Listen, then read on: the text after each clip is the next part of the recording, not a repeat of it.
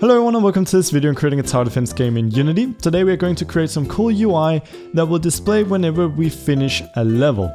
So when we kill the last wave, it's going to animate onto the screen in some cool way, display the amount of rounds that we completed, and then have a few buttons for going to the next level. It's going to look something like this.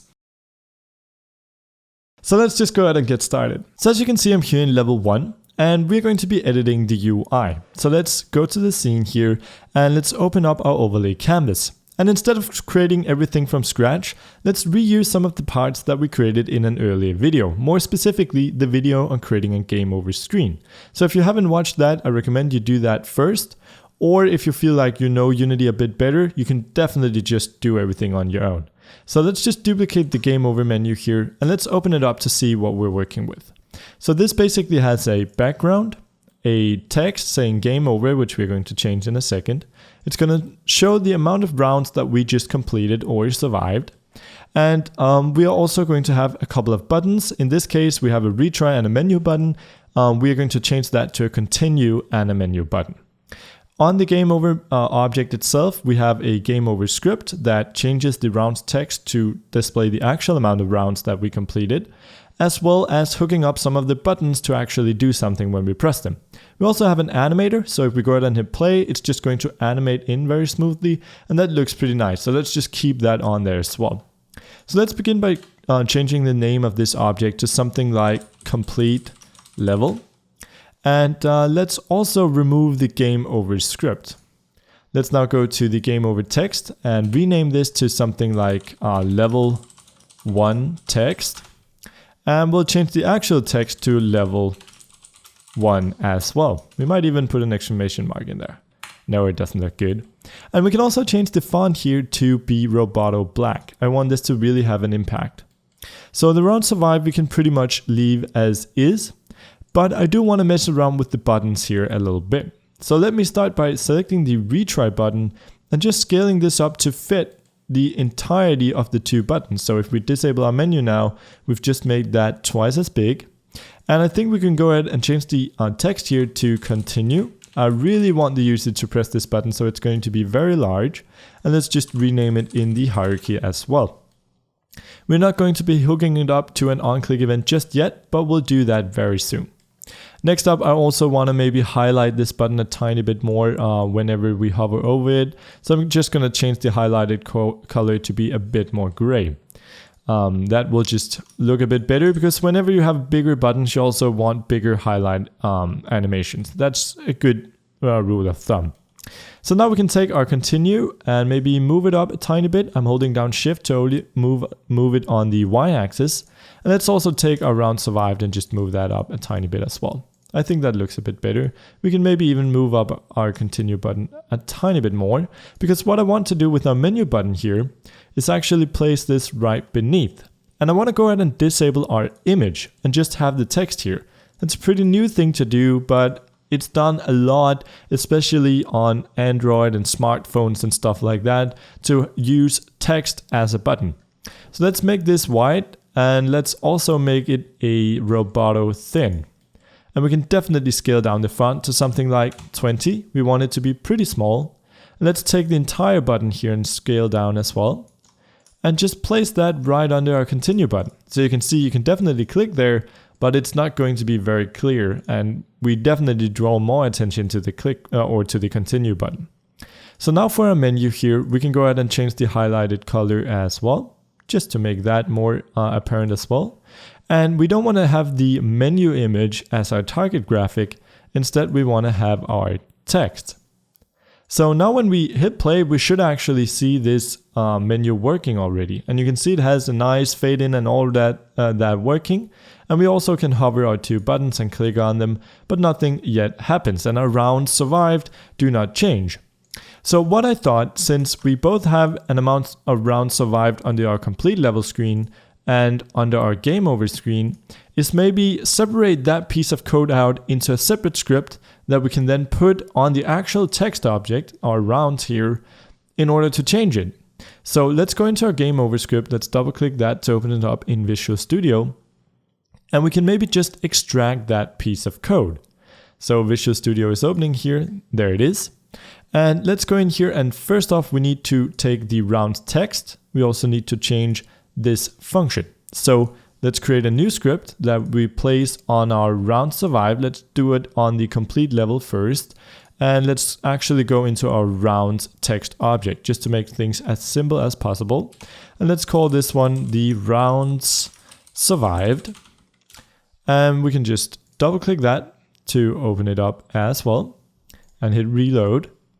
And what we'll do here is just move in all of the necessary parts of code. So let's go into our game over script. Let's take our round text and let's copy that in here. Let's do the same thing with our Unity engine.ui. We need to include that namespace or else it's not going to work. Awesome. And let's also take our void enable and move that in here as well.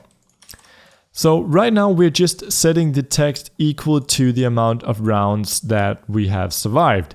And we do that instantly. What I wanted to do was to kind of do a count up animation to really make that feel cooler than it really is. So let's save our changes to the game over menu and let's have a look at how we can do that. But first, inside of Unity, let's just make sure that we link this up properly. So our round survived here, we'll drag in our text. And we'll also do the same thing for our game over. So let's find our rounds, let's add the round survived, and let's drag in text. So now it's going to work for both without having to duplicate any code. That's just a lot better. So what I thought we would do here is inside of our round survive script is create a I enumerator. That means that we're creating a coroutine. And remember, coroutines are just weird when it comes to syntax. We write I enumerator instead of void, and then we write the name of our function. And in our case, we can just put something like animate text, and everything else is like a normal function. So what a coroutine, of course, allows us to do whenever we write I enumerator here instead of void, we're basically able to pause our code execution and then continue it at a later time. And that's awesome for us because we want to count up with a small pause between each iteration when we count. So in our case, what we could do is maybe keep track of what round we're currently displaying. So we're going to do an integer round, and it's going to start at 0 and then slowly count up towards the amount of rounds that we've survived. And let's also begin by setting our rounds text.text equal to 0, so that we're sure that our text will start at 0 and that our variable is not only going to start at 0, but we actually display that on the text object. Then we're going to write while round is less than, and then we're going to write player stats dot rounds. The same way we do up here, that's the amount of rounds that we've survived. So as long as round is less than player stats dot rounds, well then we want to count upwards. So we're going to say round plus plus, we're going to increase that by 1. Then we're going to display the text with an increase of 1. So we set rounds text.text equal to round.toString. So basically what this code currently does is it sets our text equal to 0 and creates a variable that's equal to 0 as well, and we call that round. Then we say while round is less than 3, which in the first place it is, we're going to increase round by 1. So in this case, round is going to be 1, and we're going to set our text equal to 1. Then we're going to go through again and say round is still less than 3. So we're going to increase that by 1 again. So now it's equal to 2, and we're going to set our text equal to 2. And we do that one last time because round is equal to 2 and that's less than 3. We increase it by 1, and it's going to set the text equal to 3. So that's how this basically works. However, between each time that we set our text here and that we increase our round, we want to delay a tiny bit. We want to wait a fraction of a second so that it's actually going to be visible and not just happen faster than we can see it. So in order to do that, we're going to type yield return new and then wait for seconds. And we've done this before, but it's just very weird syntax wise, I know. And this is where we input the amount of seconds that we want to wait. In our case, I would like to wait 0.05 seconds. I think that's going to be pretty decent. And that's pretty much all we need to do, except for one thing, and that is if we want this looking really good, we of course want to wait until our text is visible before we start counting upwards. And since we kind of fade everything in at the beginning, we'll have to input just a small delay at the very beginning of our script. Or actually, we should do that before the while loop, but after we set our text equal to 0. So let's say yield, return new, wait for seconds. And let's just input something like 0.7 seconds here. So before we can play this in Unity, we of course need to also call the method. And remember, whenever we're calling a coroutine, we can't just say animate text and then close it. Instead, we need to wrap that in a start coroutine call. So we write start coroutine and then we input our animate text into that. So if we save that, we should actually see this working. And remember, right now we are using 3 instead of the actual amount of rounds, which is going to be 0 in the beginning. But that's fine, that will just allow us to see what's going on. In fact, I want to bump this up to something higher so that we can really see what it's doing. So let's bump it up to something like 17. So now when we hit play, we should see that everything animates on, and then it counts upwards. That's awesome. So that works just fine, and we can now change this back to be player stats.rounds so that it will actually change to the amount of rounds that we've survived. So now we want to determine what happens whenever we press one of these buttons. So if we go into Unity, we can have a look at exactly how we want to link this up. For our game over object, we also have a game over script that takes care of retrying and going to the menu. So let's create a new separate script that sits on our complete level called, well, complete level. So we need this to work the exact same way that our game over script currently does. So let's jump in there and see what we're doing. We have a reference to the scene fader so that we can nicely call the fade2 method. And as input, we use the menu scene name, which is just equal to main menu. And we need to wrap all of that in a nice public method. So let's just do that inside of here as well. So let's create a public scene fader called scene fader. Let's also create a public string, which is going to be our menu scene name. And we'll default that to main menu. And we can go down here, delete these two functions, and instead write public void menu. And in here we simply go scene fader.fade2. And then we input the menu scene name. However, we also need another method, and that's what we need to do whenever we want to continue. So let's create a public void continue.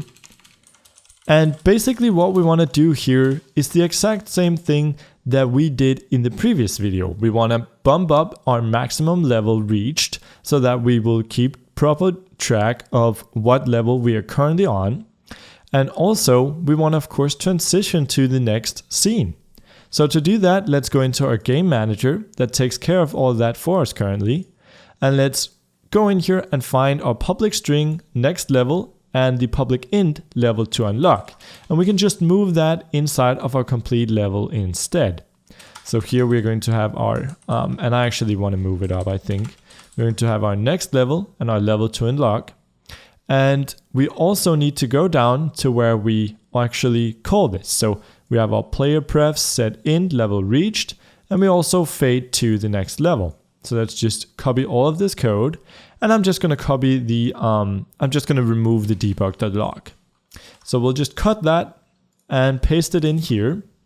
And that means that inside of our game manager, and this should actually work right away, inside of our game manager, we can now remove the scene fader because we don't need to do any level transitioning in here. However, when we win the level, what we want to do is display our complete level screen.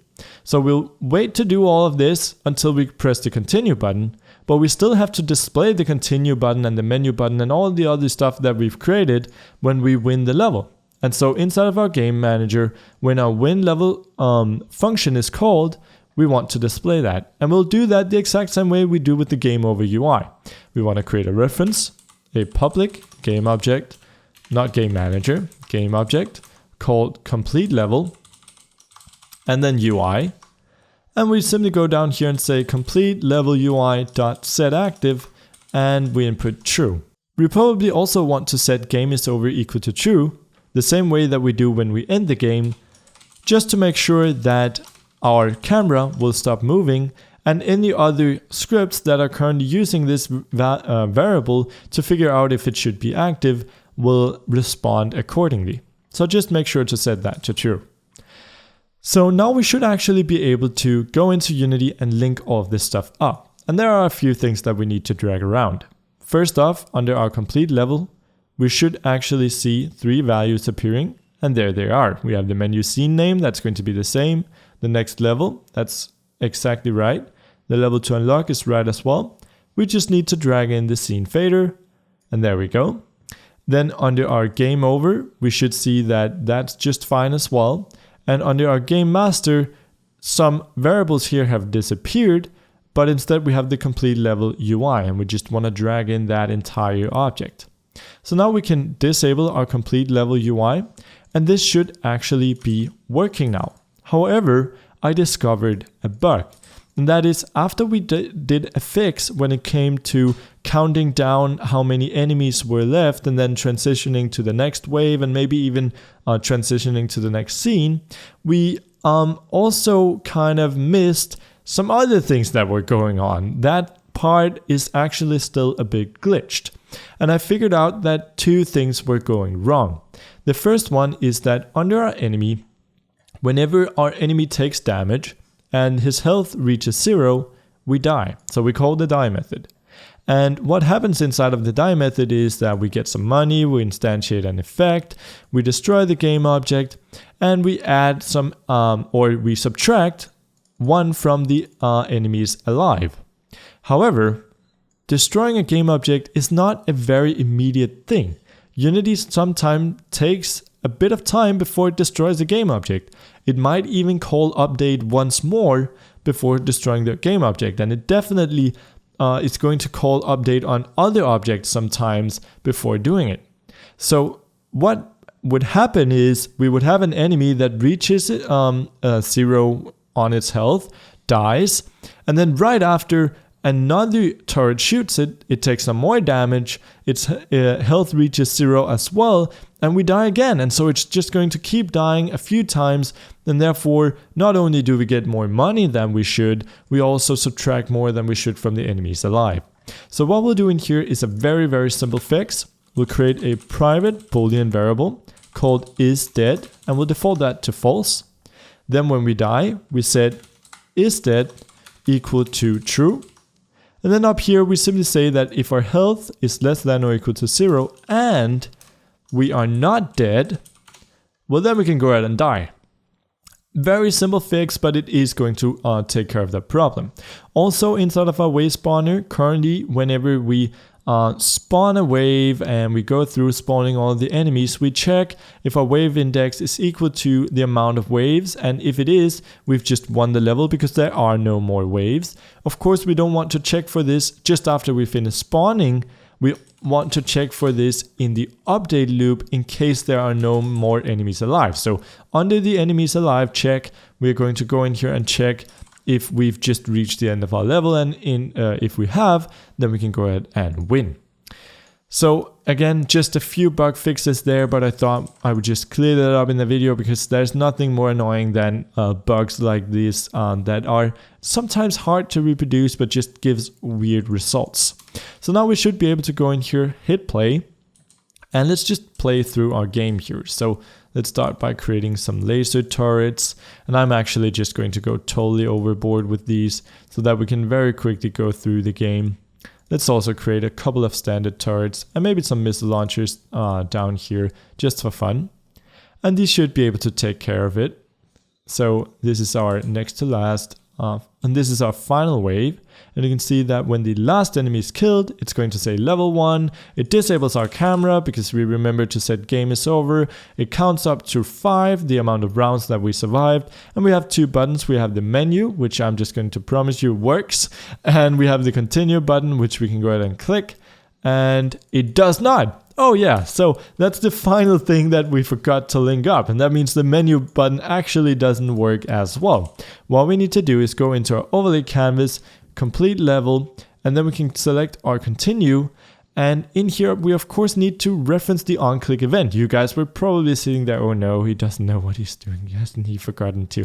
And yes, I had. So let's just drag in our complete level. Let's go under the complete level script and let's select the continue function.